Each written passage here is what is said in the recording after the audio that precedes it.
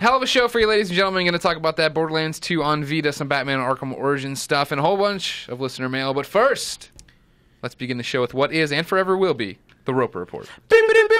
Time for some news. There are 11 items on the 11. list. Close to a dozen. That's a plethora of news. It is a lot. A myriad. Of news. Myriad. It's the reverse baker's dozen. A cornucopia. Real quick, are we said a couple weeks ago, Greg, not on the podcast, but actually in private, that Tuesdays were going to be mandate days. Right. But we'd never, not mandate, not like a mandate, but Sure. a man-date. Yeah. Are we doing that tonight? Because I just forgot about it. I did too. And You made plans? No. Okay. I don't ever have plans. Okay. Sometimes you go to dinners with people. That's true. You have plans on I Sunday. do go to clandestine dinners And you have sometimes. plans on Sunday. You're absolutely like, do not screw with me on Sunday. Well, He doesn't roll on Shabbos. During football season. Football season, I am, like from preseason all the way through the Super Bowl, do not even talk to me on a Sunday. Yeah. Because it's not, I'm not going anywhere. Unless you're watching football, then you're fine. Yeah, if you want to come over and watch football, you're more than Yeah. welcome to do that. But otherwise, don't even talk to me. Getting back to Mandate, which sounds like Mandrake from Harry Potter. No, let's not do it. Because I leave town on Thursday. We have to record a show tomorrow night. So rather than just being like, hey, Steimer, Monday was your last night with me. Tough. I should I don't think she really likes you that much. I think she likes me all right. Oh, all right. No, okay. She likes the flavor. She likes the flavor. It's like she likes Guild Wars and Portillo Then I'm gonna play- and then me. Then I'm going to play Transistor tonight. Oh, that's what I want. I want to play. I want to that play game looks Walking so Dead. rad. I'm going to play Walking Dead and then Transistor. I should be packing tonight, but I'm probably going to play Transistor instead. Number 1. For the 4th time in 5 years, Sony Corporation will post a loss. For the fiscal 2013 year, which ended in March of 2014, Sony posted a loss of $1.27 billion, up from the company's projection in February of losing $1.07 billion, and a far cry from the $489 million the company projected to earn some time ago. In solidarity, Sony CEO and President Kaz Hirai, along with numerous other executives, will take 50% pay cuts and return their annual bonuses, according to the Wall Street Journal. Dang. This is a very traditional Japanese thing to do, but still very interesting. And that's a symbolic thing, Right. Yeah. That will mean nothing to the bottom line. They each probably get collectively $50 million in bonuses or something across the board, and then their salaries. I mean, who gives a shit? But it's them saying like, we will suffer too. Hey, we screwed up. We're gonna try to. We're going to pay for it, yeah. What does it mean, Colin? You're the numbers guy around here. Oh, sure. You're the businessman. Sure, oh yeah, no doubt. So Got that MBA. We always talk about it that the PlayStation business is doing fine. Yeah, the PlayStation Sony's business the one that's struggling. What does that mean in the grand scheme of things? I don't know. I mean, so the loss that they posted, they blame almost entirely on the PC division, which they're trying to spin off and sell. Yeah. So they apparently have so much unused stock, I guess, in parts and computers, like finished computers, that like they have to take these as losses on their books. I assume that will be fixed once they get rid of this particular division. What it means for PlayStation, I don't know. I don't think it means anything. I think if they're smart, they let PlayStation kind of do its thing. Kaz Hirai, who is the CEO of Sony Corp, comes from PlayStation, and so I think he knows the benefit of letting PlayStation kind of flex its muscles. But the Wall Street Journal makes a good point that they project to sell 20 million pieces of hardware this fiscal year. So that's PS4 and Vita and even PSP. Yeah. So you assume 15 million of that is PS4, but they were saying that even those numbers seem lofty, but compared to 6 years ago, that's down 45%. That they projected to sell almost 40 million units and did 6 years ago before they started posting losses, and that was when PS3, PS2, and PSP. So the PSP. So the market is shrinking. PS4 is doing great, but the overall PlayStation market seems to be shrinking. So, who knows what it means. They make a lot of money in weird ways, too. They have, like, banking services and medical equipment and, like, all sorts of weird shit. They're reviving the Walkman brand, which apparently is supposed to be, like, as a digital device, which is supposed to be pretty cool. And their 4K TV shit, they just won't give it up. So, The too bad. 3 richest kings will buy these and we'll be set. so that's basically all the insight I have. It was good. It's as usual. It's fascinating to me just because if you turn back the clock to when the first PlayStation hit, and Sony was absolutely known as a leader in electronics, like TVs and music players, you never would have guessed that in a decade that or more that it would be their gaming division that would be leading the company. Right. That everything else would seem like more or less dead weight. Like the idea, I mean, I don't know if it's going to happen. Who knows? Like you said, they just won't give up on these things. Sometimes they're very stubborn. A lot of companies are when they put a lot of money into R&D for something. But it would be amazing if we saw a future, maybe another 10 years down the road, where Sony is literally PlayStation and not much else. I mean, I don't want to see that for sure, but the idea that could happen, that kind of reversal, could be fascinating. Yeah, they make good electronics, really good electronics, but they sell them at a premium. You just can't do that anymore. Like, especially their South Korean competitors and some of their Japanese competitors are just destroying them because they make TVs and cameras and shit that are just as good, and they don't charge an arm and a leg for them. Markedly cheaper, yeah. Yep. Okay. Number 2. Konami has revealed that its game sales are down 37% year over year. In its most recent fiscal year, the company sold 10.81 million games, down from 13.61 million games the year before. Metal Gear Solid 5 Ground Zeroes has been a strong performer for the company, as has the Japanese-only baseball game on PS3 and Vita, Professional Baseball Spirits, which sells extraordinarily well over there. Professional Baseball Spirits. I'm not sure if it's like a... I'm not sure if that's like a licensed game for the Japanese Baseball League, or if that's... Because the Japanese Baseball League is pretty big deal over there. Oh, yeah. Or if it's like some sort of like, very Japanese, I think it's that you're playing with spirits of passed on baseball players. Yeah, I wonder. I want to know more. like I want to know more about that. I would like to play a baseball game like that. It's been so long since there's been good like arcade style baseball games. I want to play a Japanese developed baseball game again. Like I want another baseball simulator. That's what I want. Baseball Simulator 3000. Or like it was like Mario Baseball before Mario Baseball. It's that OG Mario Baseball. Yeah. Had fire flowers. Mm-hmm. This is a quick aside, but number 3, similar to its first-party cousin Gran Turismo, which had a heavy slate of post-release DLC, Driveclub will be supported by a litany of microtransactions that will be available on day one. You can learn more about Driveclub, including about its cars, tracks, and more on IGN. We have a bunch of shit up about that game right now. That's the big first-party game for this fall. So Can't wait. enjoy. Are you going to play it? No, not even a prayer of me playing that You game. going to play The Crew? No, I don't play racing games. Do you hate cars? Yes, I don't play racing games. You going to play Mario Kart 8? Yeah, I'll play Mario Kart 8. Okay. Those aren't real cars, though. Those are fictional. I know. I'm just seeing where we are on the gauge scale of what we care about. Those are the missing golf carts from Mario Golf. Mario Golf Kart. Number 4. Killzone, Shadowfall, and Infamous Second Son may be huge sellers on PlayStation 4, but the console's best-selling game is Call of Duty Ghosts. Activision revealed this news in its fiscal report. The company's follow-up to Ghosts, Call of Duty Advanced Warfare, will be released this November.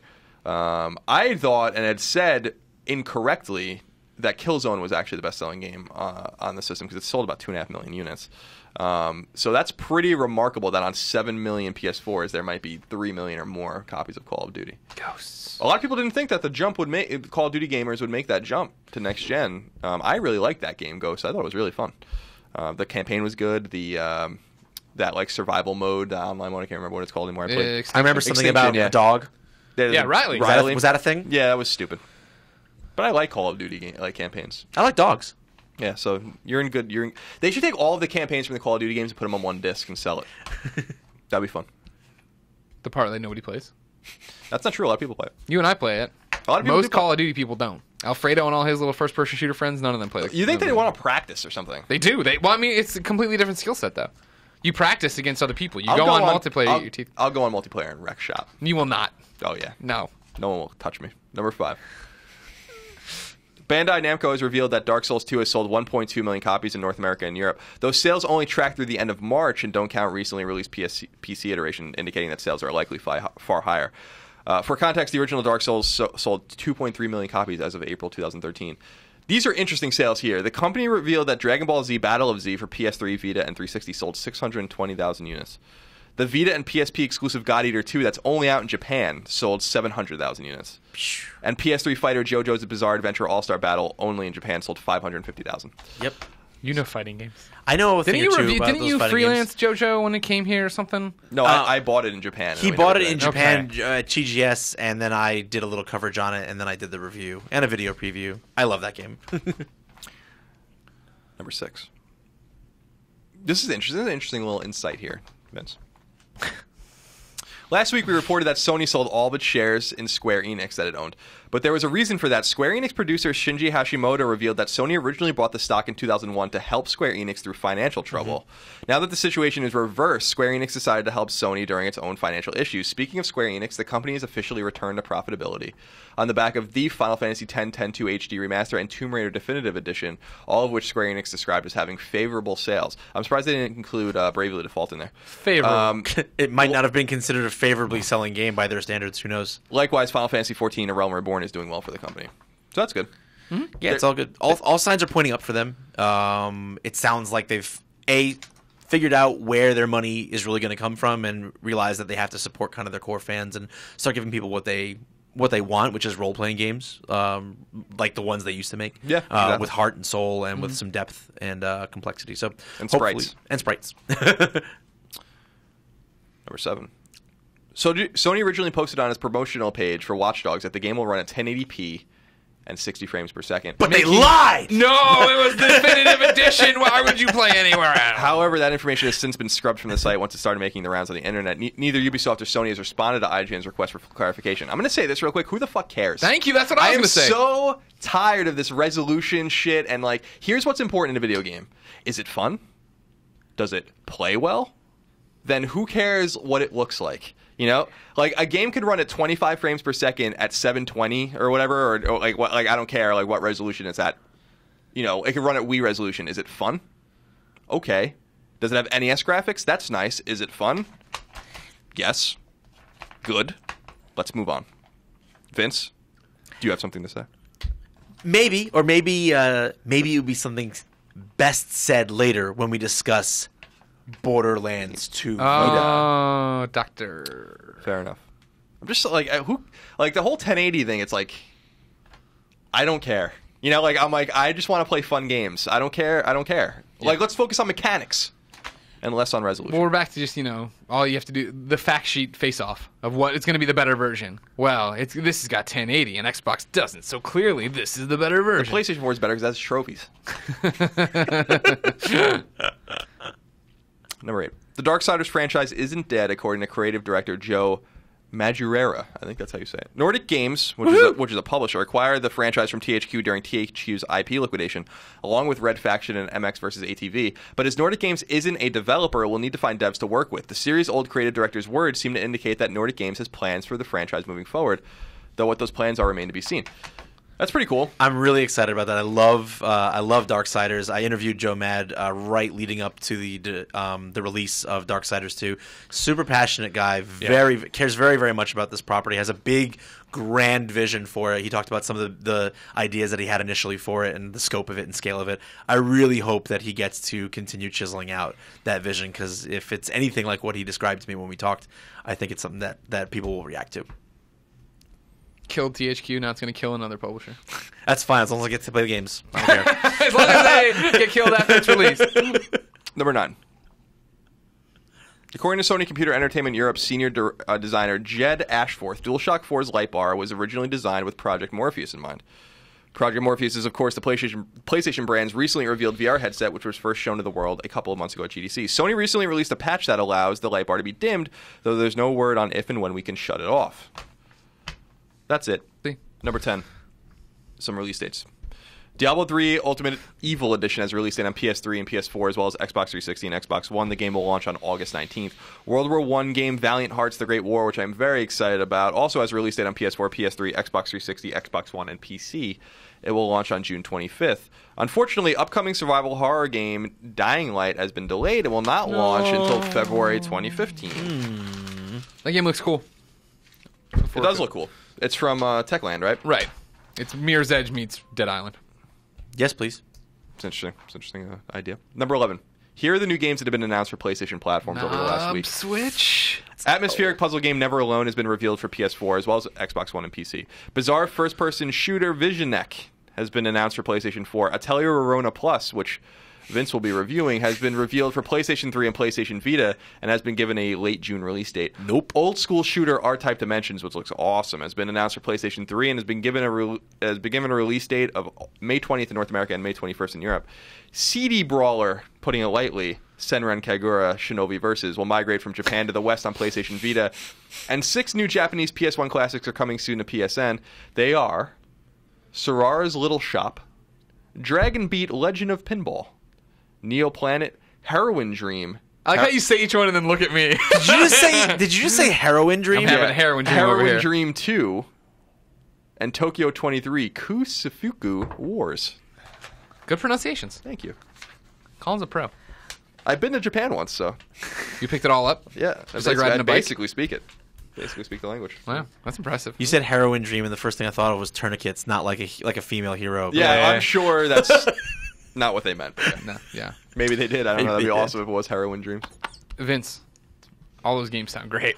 They sound spectacular. You and I are going to play the fuck out of all of those. But they're not out yet. No, sadly. So if I wanted to know what was in stores now, where would I go?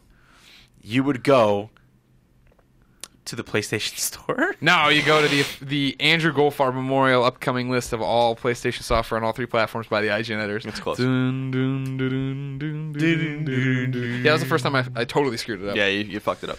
This Fucked it up bad. is a really barren week. No PlayStation 4 games. That's the first time in One tumbleweed. That's the first time in a long time there hasn't been a PS4 game. So we can let it go. There's Let it other things to play. go, Plus, I have Transistor. let it go.